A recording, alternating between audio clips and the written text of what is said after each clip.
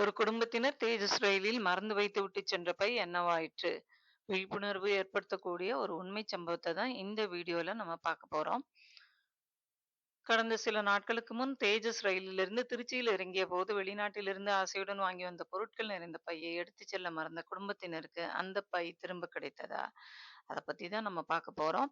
அந்த குடும்பத்தினர் சென்னையிலிருந்து திருச்சிக்கு அந்த ஒரு நாள் மகிழ்ச்சியாக பயணத்தை தொடங்கினார்கள். எல்லோரும் மேல் ரேக்கில் அந்த லக்கேஜை வைப்பது போல் அவர்களும் வைத்துவிட்டு ஒரு பையை பயணத்தை தொடங்கினார்கள். திருச்சிராப்பள்ளி ஜங்ஷன் வந்த பிறகு அதிலே இறங்கிய சில நிமிடங்களுக்கு பிறகுதான் பையை ரயிலிலேயே விட்டுவிட்டது தெரிய வந்தது. அதற்குள் ரயில் கிளம்பிச் சென்று விட்டது. செய்வதறியாது தவித்து நின்றனர். அதன் பின் புகார் அளிக்கலாம் என தீர்மானித்தார்கள். ரயில் மதச் செயலி இருப்பது நினைவுக்கு வந்து அதில் புகாரையும் பதிவு செய்தனர். அந்த புகார்லயே இத வந்து ஆர்பிஎஃப் திண்டுக்கல் அதற்கு வந்து ஃபார்வர்ட் பண்றதா அவங்க அதுல சொல்லியிருந்தாங்க. சில நிமிடங்களில் ஒரு ரயில்வே அதிகாரியிடமிருந்து அழைப்பு வந்தது. உடனடியாக புகாரின் மேல் நடவடிக்கை எடுக்கப்படும் என்றும் அவர் தெரிவித்திருந்தார். திண்டுக்கல் ஆர்பிஎஃப் அவங்க வந்து அவங்களோட அந்த தேடுதல் வேட்டையை தொடங்கினார்கள். சற்று நேரத்தில் திண்டுக்கல் ஆர்பிஎஃப் அவர்கள் வந்து இந்த குடும்பத்தினரை தொடர்பு கொண்டனர். மகிழ்ச்சியான செய்தி என்னன்னா, உங்கள் பை பாதுகாப்பாக கிடைத்துவிட்டது என்று தகவல் வந்தது. இந்த குடும்பத்தினரோட மகிழ்ச்சிய பாருங்க. அந்த செய்தியை கேட்டபோது எங்களுக்கு ஏற்பட்ட மகிழ்ச்சியை வார்த்தைகளால் சொல்ல முடியாது. பொருட்களின் மதிப்பு முக்கியமல்ல. ஒருவர் தனது கடமையை நேர்மையாகவும் மனித நேயத்துடன் செய்வதுதான் உண்மையான செல்வம் என்பதை அவர்கள் நிரூபித்தார்கள். இப்படின்னு ரொம்ப மகிழ்ச்சியா அவங்க சொல்லியிருந்தாங்க.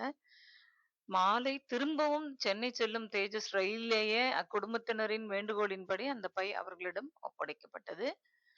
அக்குடும்பத்தினரின் மனமார்ந்த நன்றி அறிவிப்பு இந்த வீடியோ மூலமா அவங்க இந்த வார்த்தைகள் நமக்கு சொல்லியிருக்காங்க.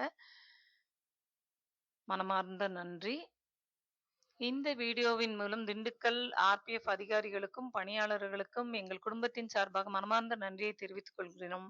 உங்களின் நேர்மை, உங்களின் உடனடி நடவடிக்கை, உங்களின் அன்பான அணுகுமுறை இவை அனைத்தும் எங்களை மிகவும் நெகிழச் செய்தது. இந்த நாட்டில் இன்னும் கடமையை தெய்வமாக கருதி பணியாற்றும் அதிகாரிகள் இருக்கிறார்கள் என்பதற்கு நீங்கள் ஒரு சிறந்த எடுத்துக்காட்டு. உங்களை போன்றவர்களால் தான் பொதுமக்களுக்கு அரசு துறையின் மீது நம்பிக்கை அதிகரிக்கிறது அப்படின்னு அவங்க தெரிவிச்சிருக்காங்க. இந்த அனுபவத்தின் மூலம் அனைவரிடமும் ஒரு சிறிய வேண்டுகோளும் நான் விடுக்கணும்னு நினைக்கிறேன்.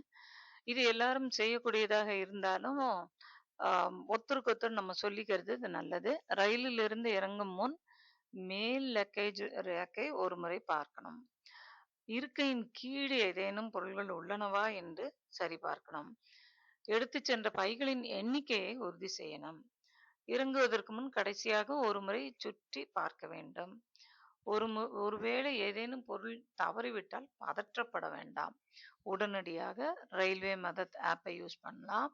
ஆர்பிஎஃப் அல்லது ரயில்வே அதிகாரிகளை தொடர்பு கொள்ளலாம். விரைவாக தகவல் தெரிவித்தால் பொருட்கள் மீண்டும் கிடைப்பதற்கான வாய்ப்பு அதிகமாக இருக்கும்.